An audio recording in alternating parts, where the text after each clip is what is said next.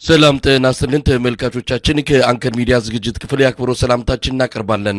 በወሎ የተጀመረውና በአገዛዙ ሰራዊት ላይ የተከፈተው መጠነ ሰፊ ጥቃት ዛሬም ለአምስተኛ ቀን ቀጥሏል። የወልዲያ ነገር ዛሬም አልለየለትም። አገዛዙ ያለ የሌላ ኃይሉን በማሰማራት ወልዲያም በፋኖች ቁጥጥር ስር እንዳትገባ ከፍተኛ ተጋድሎና ትንቅንቅ እያደረገ ነው። በሌሎች አካባቢዎች በፋኖ ቁጥጥር ስር ባሉ ከተሞች የፋኖ ኃይሎች አካባቢዎችን ማስተዳደር መጀመራቸውም ነው የተመለከተው። በአሁን ሰዓት ባለው መረጃ ከ70% በላይ የሚሆነው የሰሜን ወሎ ቀጠና በፋኖች እጅ ወድቋል። በተለያዩ የአማራ ክልል አካባቢዎችም ዛሬ ውጊያ ሲደረግ ነው ያለው። የአምስተኛ ቀን ውሎን አስመልክተን መረጃ ሊያካፍለን የዘውትር ተሳታፊያችን መስመር ላይ ይገኛል። እንግዲህ አመሰግናለሁ። ያው ዛሬ አምስተኛ ቀኑ ላይ ይገኛል። በርካታ አውደ ውጊያዎች እንደተካሄዱ ተመልክቷል። አገዛዙ በበቀል ሰላማዊ ዜጎችን የማጥቃትና ተቋማትን በድሮን የመምታት የተለመደ ተግባሩን ዛሬም ቀጥሎበታል። እስቲ በአጠቃላይ ዛሬ አምስተኛ ቀኑ ላይ ያሉት መረጃዎች አካፍለን።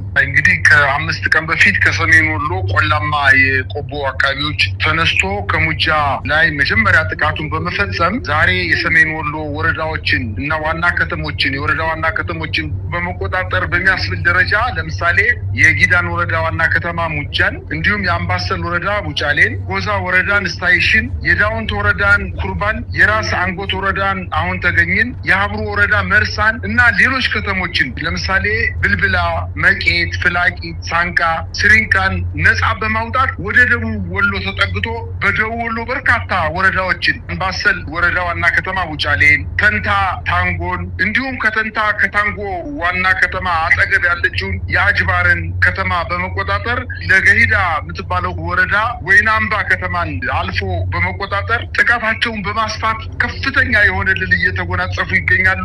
በትናንትናው ዕለትም እንዲሁ የጃማ ወረዳ ዋና ከተማ ጃማ ደጎሎን፣ ከለላን፣ ጉጉፍቱን፣ ኮሬብን፣ ደብረ ዘይትን፣ አማራ ሳይንትን፣ ጓሜዳን እና ደሴ ከተማ አቅራቢያ የሚገኘውን አጠቃላይ ዙሪያ 8 ቀበሌዎችን በመቆጣጠር ከፍተኛ ድል ተጎናጽፈው አሁን ደሴ ከተማን ከበባ ውስጥ በመፈጸም ላይ ይገኛሉ። በደሴ ከተማ ያሉ ከተማ አስተዳደር ውስጥ የሚገኙ 8 ቀበሌዎች በፋኖ ቁጥጥር ስር ውለዋል። እነዚህ ከተሞችን ወይንም የገጠር ቀበሌዎችን መቆጣጠር መቻላቸው የአገዛዙ ጥምር ኃይል በከተማዋ ላይ አስቸኳይ ጊዜ አዋጅ አውጆ ከ12 ሰዓት በኋላ በከተማው ላይ እንቅስቃሴ እንዳይኖር በማድረግ የባጃጅ፣ የታክሲ፣ የመኪና እንቅስቃሴ እንዳይኖር በማድረግ የፓትሮል እንቅስቃሴ እያደረገ እንደሚገኝና አሁን ደግሞ በሰሜን ወሎ አካባቢ የሚቀሩ ወረዳዎች በፋኖ ቁጥጥር ስር ያልገቡ 2 አካባቢዎች አሉ። አንደኛው ጋሸና ነው። እጅግ በጣም ቅርብ ለደቡብ ጎንደር ቅርብ የሆነ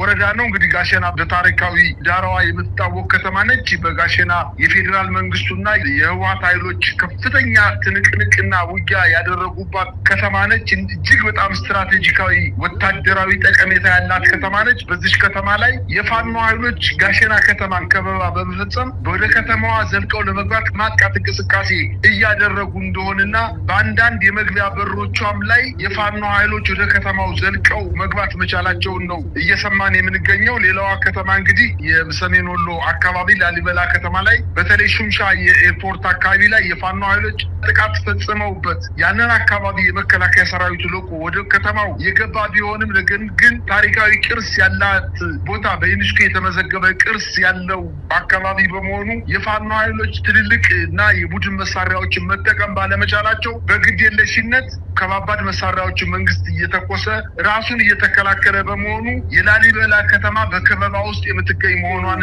ነው መረዳት የቻልነው። አሁን በሰሜን ወሎ አካባቢ የወልዲያ ከተማ በ4 አቅጣጫዎች አሉት፣ የመውጫ በሮች አሉት። ከ4 የመውጫ በሮች መካከል 3ቱ በፋኖ ቁጥጥር ስር ውስጥ ወድቀው የሚገኙ ሲሆን በእነዚህ በ3ቱ መግቢያ በሮች ላይ የፋኖ ኃይሎች ወደ ከተማዋ ከፍተኛ የሆነ የማጥቃት እንቅስቃሴ እያደረጉ ቢሆንም የአገዛዙ ጦር በተለይ የወልዲያን ከተማ ሙሉ በሙሉ ላለማጣት ብቸኛ አማራጭ ያደረገው ከአፋር በኩል የነበረውን የመካናይዝድ ኃይሉን በሐራ በኩል አድርጎ ወደ ወልዲያ እያስገባ እንደሆነና ተመጣጣኝ ያልሆነ አጠቃላይ የሀገሪቱን የመካናይዝድ ጦር ወልዲያ ከተማ ላይ አስገብቶ ራሱን እየተከላከለ እንደሆነና የፋኖ ኃይሎች በከተማዋ ላይ ከባድ ጥፋት እንዳይፈጸም ለማድረግ እንቅስቃሴ እንቅስቃሴ እያደረጉ ነገር ግን ስልታዊ ማጥቃት እያደረጉ እንደሆነ ታውቋል። አጠቃላይ በወልዲያ ከተማ እየተደረገ ያለው እንቅስቃሴ የመንግስት ኃይል ሲፈልግ በድሮን በሄሊኮፕተር በሚግ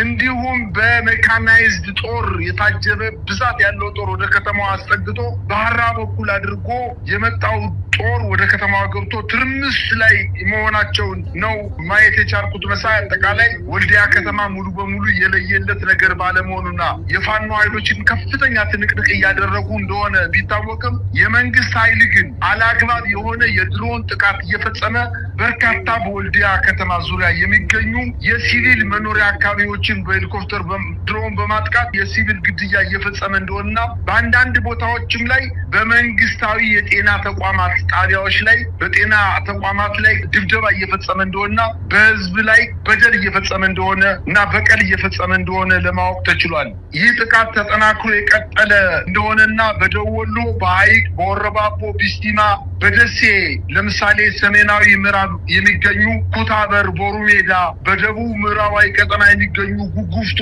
ሙሉ በሙሉ በፋኖ ቁጥጥር ስር ገብቶ የመንግስት ሚዲያዎችና ደጋፊ የዲጂታል ሚዲያ አባላቶቹ በወልዲያና በደሴ አካባቢ ያለው እንቅስቃሴ በመከላከያ የበላይነት እንደሆነ ያደረጉ ለህዝብ የሚያሰራጩት መረጃ በፍጹም ሐሰት እንደሆነና አሁን የጠቀስኩልህ የወረዳ ከተሞችና በዙሪያው የሚገኙ ቀበሌዎች ሙሉ በሙሉ በፋኖ ቁጥጥር ስር ገብተው አልፎ ሂዶ ደግሞ በደቡብ ወሎ ምዕራባዊ ቀጠና ጉጉፍቱ የሚባለውን ታሪካዊ እና ስትራቴጂካዊ ጠቀሜታ ያላትን ከተማ መያዝ መቻላቸውና በአጠቃላይ በስርዓቱ ከአንድ አውራ ጎዳና ውጪ የደቡብና የሰሜን ወሎ ቀጠናዎችን ሙሉ በሙሉ በፋኖ ኃይሎች መነጠቁን የሚያሳዩ በርካታ መረጃዎች ይወጡ ይገኛሉ።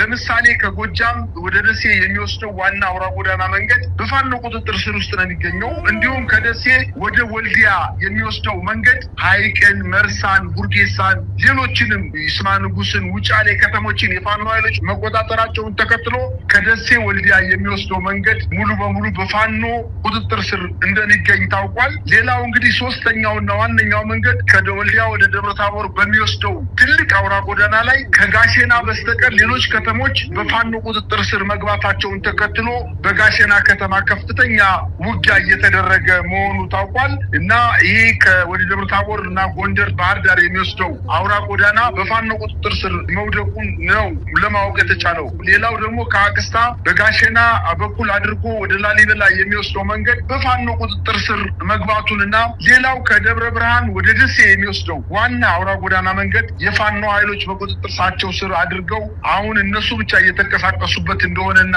የመንግስት ብቸኛ ምርጫ አፋር ሚሌ በጭፍራ በኩል ወደ ሐራ ወይንም በሚሌ በኩል አድርጎ አሳይታን አድርጎ ኮምቦልቻ ብቻ እየተጠቀመ እንደሆነና በዚህ አካባቢ አልበቃውም ስላለ የኢትዮጵያ አየር መንገድ አውሮፕላንን የሲቪል ማመላለሻ አውሮፕላኖችን በመጠቀም ከተለያዩ የኦሮሚያ ክልል አካባቢና የደቡብ ክልል አካባቢዎች ሰራዊቱን እየጫነ ኮምቦልቻ ላይ እያራገፈ እንደሆነ መረጃዎች ደርሰውናል። በተለይ ደግሞ ወለጋ አካባቢ የሚገኘውን ሁሉንም ሰራዊት አስወጥቶ በኮንቮይ አድርጎ በቡሬ አድርጎ በጎጃም አድርጎ ወደ ወሎ ለመውሰድ ከፍተኛ እንቅስቃሴ እያደረገ እንደሆነ መረጃዎች ያመላክታሉ። በአጠቃላይ ሰራዊቱን በሙሉ ወደ ወሎ አስገብቶ ለመከላከል ሙከራ ያደረገ ቢሆንም በእነዚህ አካባቢዎች የፋኖ ኃይሎች ከፍተኛ ጥቃት በመፈጸም በርካታ ወታደራዊ ጠቀሜታ ያላቸውን ወረዳዎች፣ ቀበሌዎች፣ ተራራማና አውራ ጎዳናዎችን ሙሉ በሙሉ በመቆጣጠር ከመንግስት ኃይሎች እያጸዱ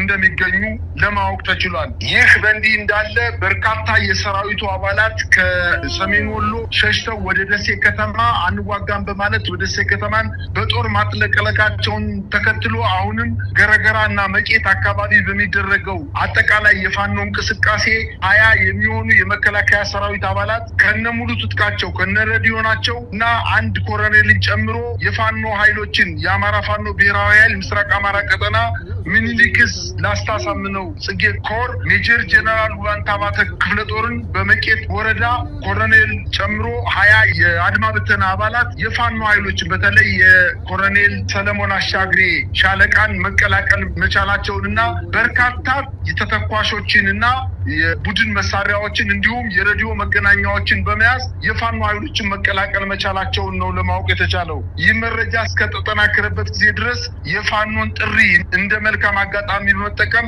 ከ20 በላይ በአንድ ከተማ ላይ የአድማ ብተና አባላት ለፋኖ እጃቸውን መስጠታቸውንና በተለይ በተለያዩ አካባቢዎች የመከላከያ ሰራዊቱ የአድማ ብተና የሚባለውን ኃይል አብሮ ውጊያ እንዳይካሄድ በማድረግ ቅሬታ በመካከላቸው የተፈጠረ መሆኑ ታውቆ የአድማ ብተና ኃይሎች ባገኙት አጋጣሚ ሁሉ የፋኖ ኃይሎች ባሉበት አካባቢ ከነትጥቃቸው እጃቸውን እየሰጡ እንደሆነና አሁን ሚኒሻውን ብቻ ከፊት አሰልፎ መከላከያው ራሱን እየተከላከለ መሆኑን ነው ማየት የቻልኩት። መሳይ